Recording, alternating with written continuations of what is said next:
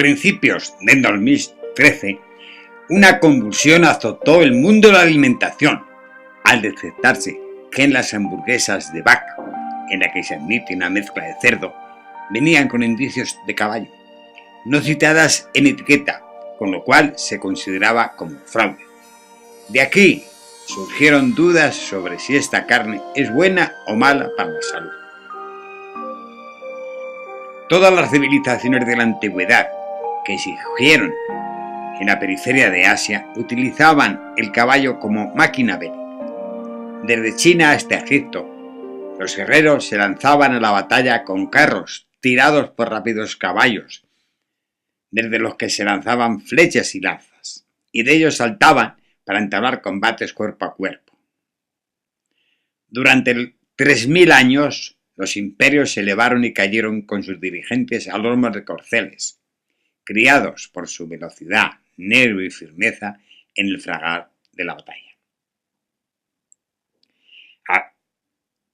Había pueblos que utilizaban su carne y leche, incluso su sangre para alimentación.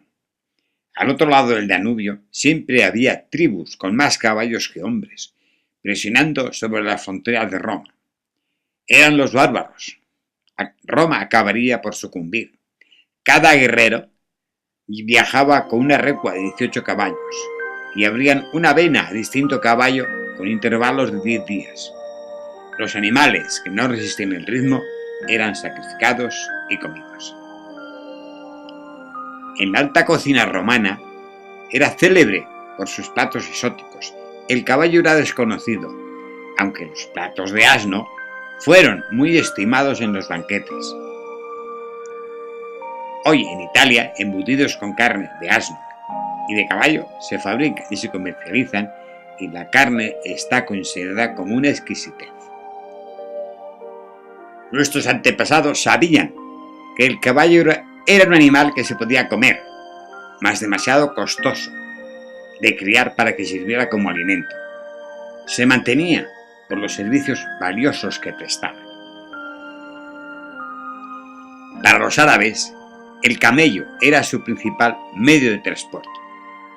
Después de la muerte de Mahoma, en el año 711, las fuerzas islámicas atravesaron Gibraltar y conquistaron la península ibérica. En el año 732 entraron en Francia, donde fueron derrotados al enfrentarse a las fuerzas mandadas por Carlos Martel, que luchaba con grandes caballos y armaduras metálicas, invencibles para los árabes. Desde entonces, el ejército musulmán utilizó menos infantería y más caballos criados para la lucha y con expertos caballeros dispuestos a la guerra. Dar un puñado de avena a un caballo ayudaba a entrar en el paraíso. En el norte de Europa, desde los pueblos polacos hasta los irlandeses, seguían sacrificando los animales, hasta que intervinieron los padres de la Iglesia para indicar que la supervivencia de la cristiandad estaba amenazada. El escrito dirigido a San Bonifacio decía: los germanos comen caballo salvaje y también caballo domesticado. Bajo ninguna circunstancia es de permitir, santo hermano, que esto se haga. Antes bien, imponles un castigo adecuado con todos los medios que tengas para impedirlo, y con la ayuda de Cristo, pues es costumbre impura y detestable. Defender el caballo era defender la fe cristiana. Pero entonces, el sacrificio de caballos fue poco frecuente en Europa, a menos de que se tratase de animales enfermos o que hicieran falta como raciones de emergencia durante el periodo de escasez y asedio. A pesar de la petición de Gregorio III y de los decretos reales, nunca se pudo desterrar el consumo. Los agricultores sacrificaban sus animales sobrantes. Los monjes suizos del siglo XI comían los caballos silvestres que vivían en valles inaccesibles.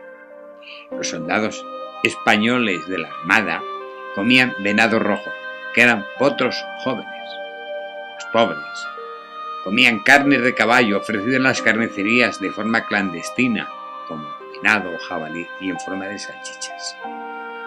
Durante la época medieval, la posesión de un corcel era rasgo del caballero y señor.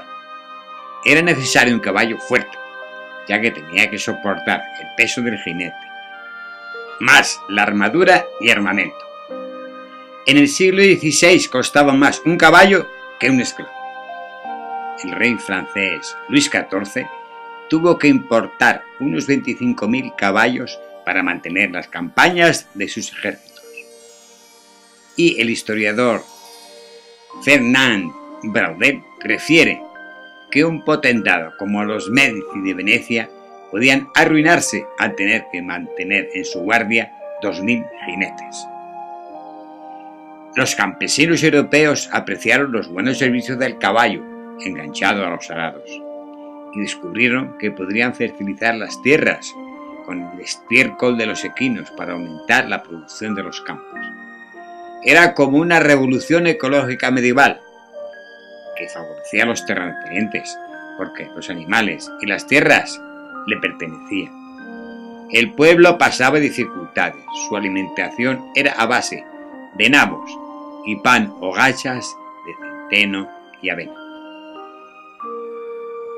Los ejércitos de Napoleón sabían que en caso de necesidad podían sobrevivir con carne de caballo siempre que el animal no estuviera enfermo.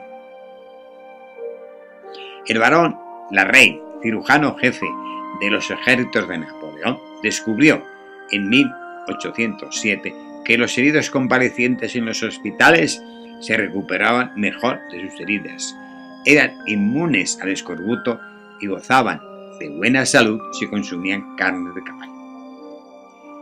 Por ello, los oficiales del ejército francés no dudaron en permitir a sus hombres comer los animales heridos en combate y el sacrificio de caballos durante asedios o desabastecimientos. El veterinario jefe del ejército y el naturalista Isidore Geoffroy Saint-Hilaire afirmaron que denegar el derecho a comer carne de caballo era una amenaza para la clase obrera francesa.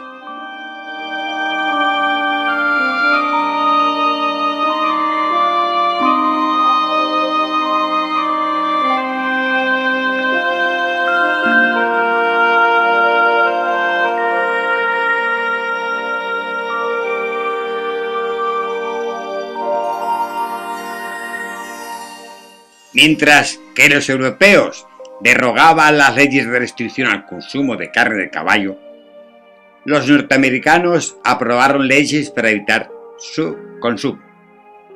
En 1920, el Congreso autorizó al Departamento de Agricultura estadounidense a inspeccionar y certificar la carne de caballo. Como sucedía en Europa, en América no había manera de impedir la venta clandestina para el consumo de menesterosos o incautos.